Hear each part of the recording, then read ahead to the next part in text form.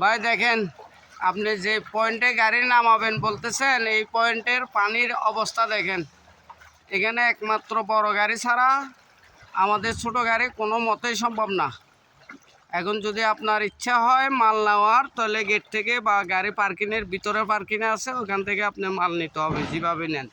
আপনার এমার্জেন্সি হলে আমার আর কিছু করার নাই। এমার্জেন্সি হলে ভিতরে আছে গাড়ি, এখান থেকে আপনি নিয়ে যেতে পারেন। কিন্তু সেটা আমার গাড়ি কোনো মতে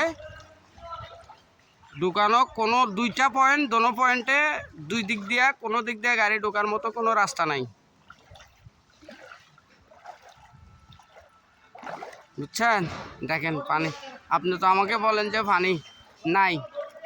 এই দেখেন শেডের গোড়ায় পানি কতটুকু দেখেন।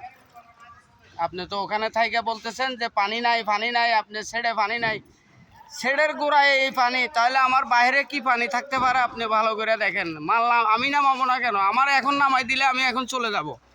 আপনি এখন কিভাবে নামাইবেন দেখেন, আপনি ব্যবস্থা করেন আইসা। ঠিক আছে ভাই?